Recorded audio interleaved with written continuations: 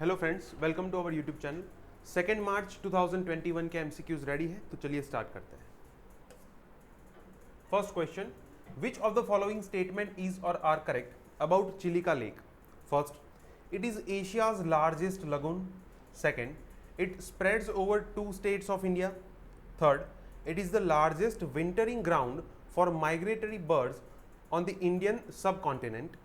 And fourth, it was designated the first Indian wetland of international importance. And the correct answer is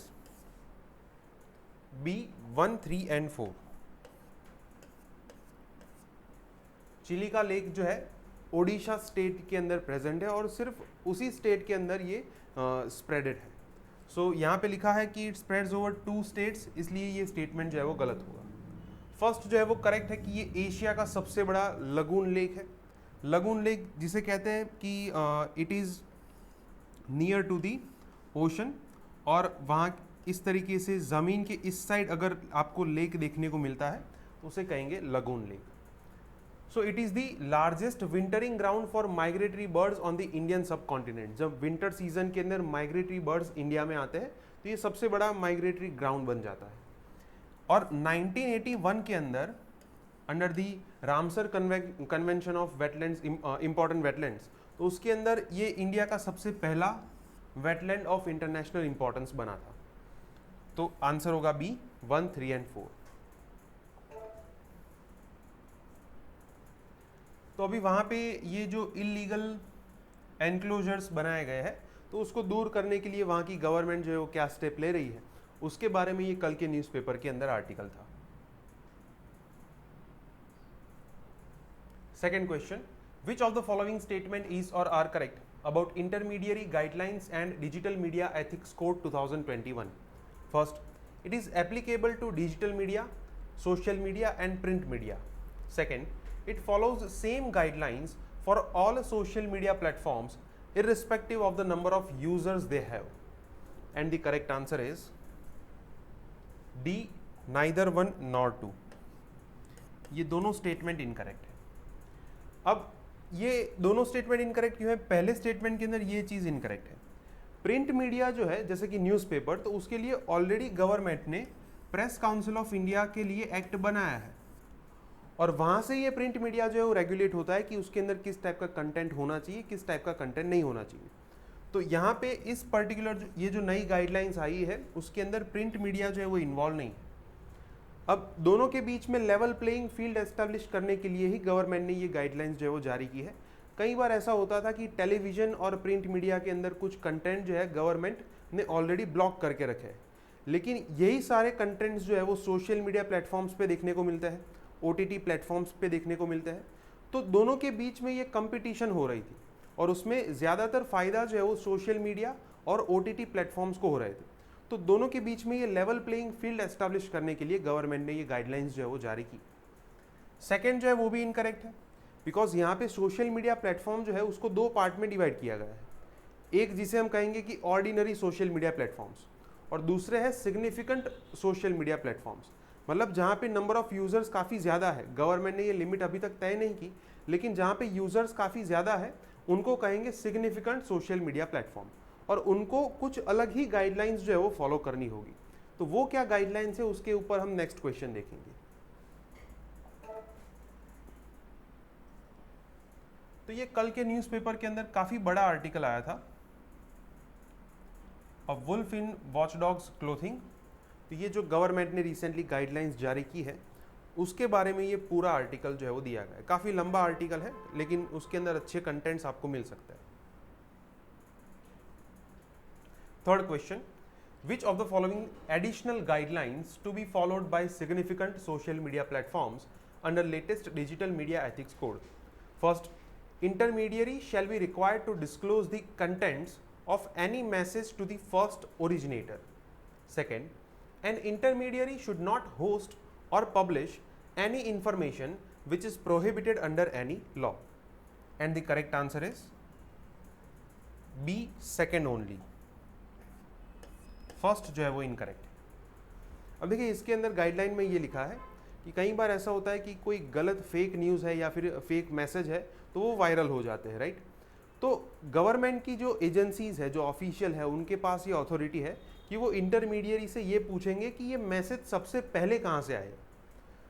so they have right to identify the first originator. लेकिन उसने क्या भेजा था, उसके अंदर content क्या था, वो डिस्क्लोज करना जरूरी नहीं है। It shall not be required. जैसे मान लो कि कोई प्लेटफॉर्म है जैसे व्हाट्सएप, और पुलिस को लगता है कि ये मैसेज जो है वो व्हाट्सएप के थ्रू फेक मैसेज जो है वो वायरल हो रहा है, तो पुलिस क्या करेगी, व्हाट्सएप को जाके कहेंगे कि ये मैसेज सबसे पहले कहाँ से आया था, हमें सिर्फ इतना ही जानना है, उसके अंदर उस यूज़र के द्वारा और कौन से कंटेंट वायरल हुआ है, ये सब चीज़ें वो नहीं मांग सकते। तो फर्स्ट जो है वो इनकरेक्ट है। सेकेंड जो है वो करेक्ट है कि ऐसा कोई भी कंटेंट है कि जो किसी भी कानून के द्वारा प्रोहिबिट किया गया हो, बैन किया गया हो, ऐसे कंटेंट को वो इंटरमीडियरी जो है वो पब्लिश नहीं होने देंगे। अगर उनको पता चलता है तो विद इन 24 आवर्स उसको रिमूव करना होगा। Answer is B, second only. तो जैसा कि मैंने बताया कि ये कल के न्यूज़पेपर के अंदर इसके बारे में आर्टिकल था। अब कल के न्यूज़पेपर के अंदर ऑलमोस्ट 3 एडिटोरियल ऐसे थे कि जो इसी इश्यू के ऊपर बनाए गए थे, ये जो रिसेंटली गाइडलाइंस। एक ये आर्टिकल है, इसके बाजू में एक और आर्टिकल था, और इसके नेक्स्ट पेज पे एक और आर्टिकल इसी गाइडलाइंस के ऊपर था। तो ये इश्यू अभी चल रहा है, तो थोड़े दिन इसके ऊपर आर्टिकल्स आते रहेंगे जहाँ से आपको कंटेंट मिल सकता है। Fourth question, the national science day is celebrated in memory of dash. Option A Jagadish Chandra Bose, option B CV Raman, option C Satyendra Nath Bose, and option D doctor APJ Abdul Kalam. And the correct answer is B, CV Raman. CV Raman के द्वारा जो Raman effect दी गई थी, जिस दिन ये Raman effect जो है वो उसका इन्वेंशन हुआ, उस दिन ये हम कंट्री के अंदर नेशनल साइंस डे जो है वो सेलिब्रेट करते हैं। तो ये 28 फरवरी जो है उसको हम मनाते हैं as a national science day. तो उसके ऊपर ये कल के न्यूज़पेपर के अंदर काफ़ी अच्छा आर्टिकल था साइंस एंड टेक्नोलॉजी के बारे में। Spring reawakening with national science day, किस तरीके से हम साइंस एंड टेक्नोलॉजी के अंदर प्रोग्रेस कर सकते हैं, इसके बारे में ये आर्टिकल दिया गया था। तो हम एक और क्वेश्चन देखेंगे रामन इफेक्ट के ऊपर। द रामन इफेक्ट और spectroscopy is about dash. Option A change in energy of light when it passes through a liquid, option B plant science, option C chemical compound analysis, and option D gravitational waves. And the correct answer is A. Raman effect के अंदर ये चीज़ invent की गई थी कि light जो है जब किसी लिक्विड पार्टिकल के अंदर से पास ऑन होती है, तो उसके अंदर जो रिफ्लेक्शन होता है, उसके अंदर जो अलग अलग कलर्स देखने को मिलते हैं, it is the responsible phenomena for the blue colour of the sky. तो इसके ऊपर क्यूरियोसिटी होने की वजह से जो सीवी रामन है, उन्होंने इस रामन इफेक्ट की शोध की थी। तो उसके बारे में यहाँ पे बताया गया है स्टार्टिंग के अंदर। और भी काफ़ी सारे जो कंट्रीब्यूटर्स थे उनके साथ में, उनके बारे में भी यहाँ पे बताया गया है, और इस पर्टिकुलर इन्वेंशन के लिए उनको नोबेल प्राइज़ दिया गया है। फिर उसके बाद इस आर्टिकल में ये भी समझाया गया है कि किस तरीके से अभी के जो 2 स्टेप है, जैसे नेशनल एजुकेशन पॉलिसी है और science technology and innovation policy, तो इस दोनों पॉलिसी की वजह से किस तरीके से हम साइंस के अंदर एडवांस कर सकते हैं, ये भी यहाँ से इस पैराग्राफ से बताया गया है। काफ़ी अच्छा आर्टिकल है, आपको पढ़ना चाहिए। 6th question, which of the following statement is or are correct? First, bodies immune response to the novel corona virus can last for at least 8 months. Second, T cells are also known as immune cells necessary to fight reinfection of any disease. Third, getting vaccine for COVID-19 is a kind of getting innate immunity. And the correct answer is A, 1 and 2. Third statement is incorrect. अब देखिए, ये जो novel corona virus है, तो recently science journal जो है उनके द्वारा ये रिसर्च किया गया था कि जब आप इसका डायग्नोसिस जो है वो स्टार्ट करते हैं, ट्रीटमेंट स्टार्ट करते हैं, तो आपकी बॉडी का जो इम्यून रिस्पॉन्स है वो कितने टाइम तक रहेगा। So it can last for at least 8 months after infection, right. तो फर्स्ट जो है वो करेक्ट है। Second is also correct. T cell जो है, जिसे किलर टी सेल भी कहा जाता है, तो वो टी सेल क्या करता है, तो एक बार अगर आपकी बॉडी जो है वो इन्फेक्ट हो गई, आपने दवाई लेना स्टार्ट किया, बॉडी के अंदर टी सेल जो है वो बनने स्टार्ट हुए, तो आगे जाके री इन्फेक्शन से आपको वो टी सेल जो है वो बचाएंगे। तो सेकंड जो है वो भी करेक्ट है। Third is incorrect. इम्यूनिटी जो है वो दो टाइप की होती है, one is innate immunity and other is acquired immunity. Innate immunity किसे कहते हैं कि जब कोई चाइल्ड जो है उसका बॉर्न होता है तो बर्थ के टाइम पे उसके अंदर जो इम्यूनिटी है, किसी भी इंसान के अंदर नेचुरली जो उसकी बॉडी के अंदर इम्यूनिटी है उसे क्या कहेंगे, इनेट इम्यूनिटी कहेंगे। लेकिन जब आप दवाई लेते हैं, कोई वैक्सीन लेते हैं, वहाँ से जो इम्यूनिटी डेवलप होती है उसे कहेंगे acquired immunity. So getting vaccine for covid is one kind of acquired immunity. Answer is A 1 and 2। सो अभी ये जो centre for scientific and industrial research lab है, उन्होंने ये जो भारत बायोटेक के द्वारा कोवैक्सीन बनाई गई है उसके लिए जो की मॉलिक्यूल यूज़ हुआ उसको इस लैब के अंदर बनाया गया था, तो इस वजह से उस मॉलिक्यूल के ऊपर ये कल के न्यूज़पेपर के अंदर आर्टिकल दिया गया। Seventh question, which of the following roles were played by woman in ancient time to maintain water ecology of a reason?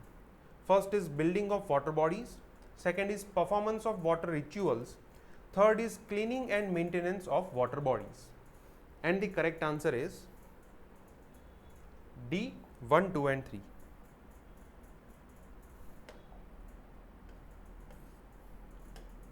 ये तीनों करेक्ट है। अब यहाँ पे ये पूछा गया है कि एंशिएंट टाइम में वाटर इकोलॉजी को मेंटेन करने के लिए महिलाओं के द्वारा क्या रोल प्ले किया जाता था।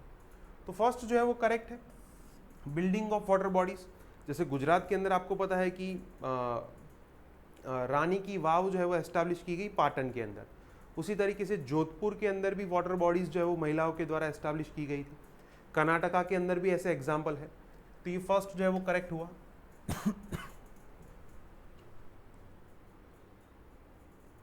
फिर सेकंड जो है वो भी करेक्ट है कि आज भी काफ़ी सारी पूजा और रिचुअल्स के अंदर महिलाओं के द्वारा वाटर बॉडीज़ के अंदर ये रिचुअल्स जो है वो परफॉर्म किए जाते हैं, and they were also engage in the cleaning and maintenance of water bodies.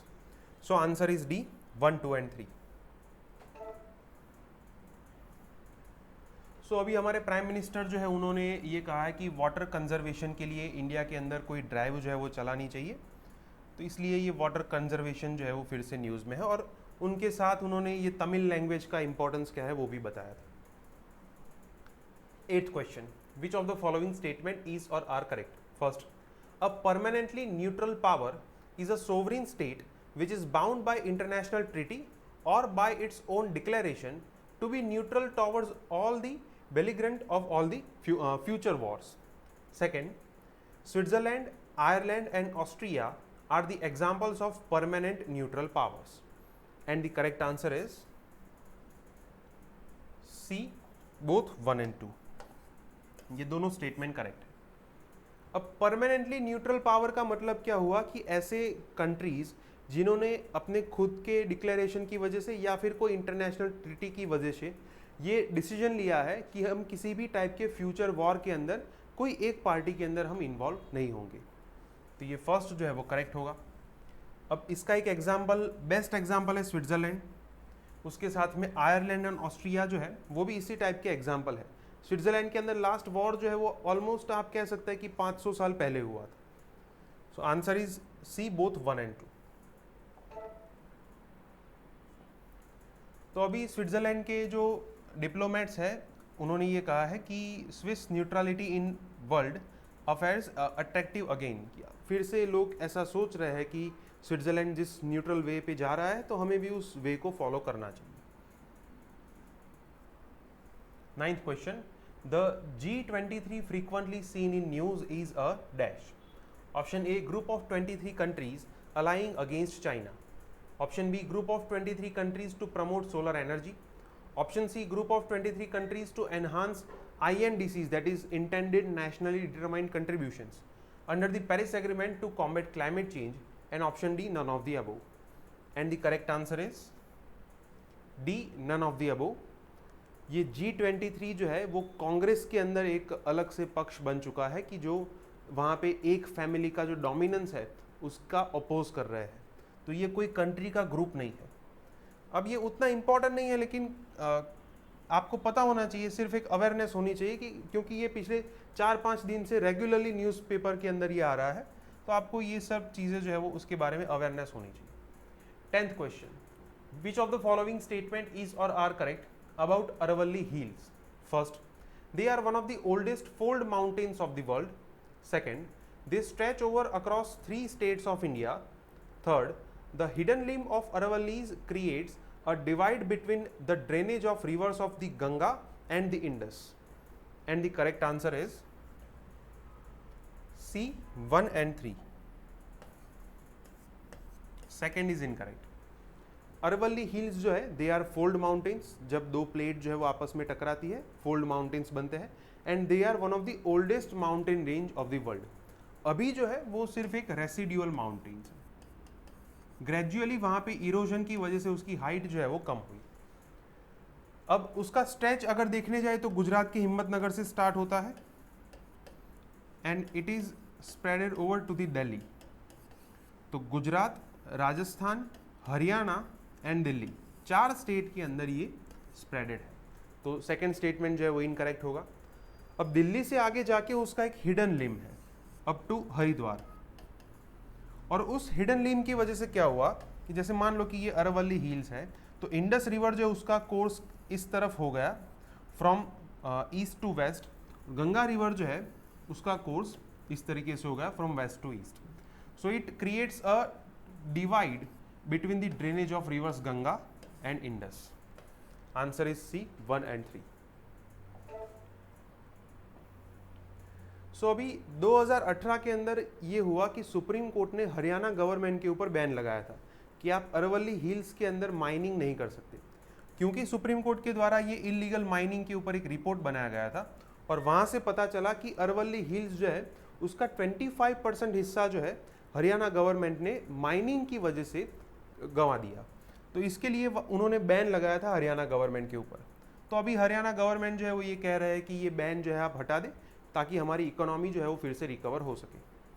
Okay friends, तो आज के 10 MCQs यहाँ पे कंप्लीट होते हैं। कोई डाउट है तो आप कमेंट सेक्शन में लिखिए। वीडियोस पसंद आए तो लाइक कीजिए और चैनल को सब्सक्राइब कीजिए। Thank you.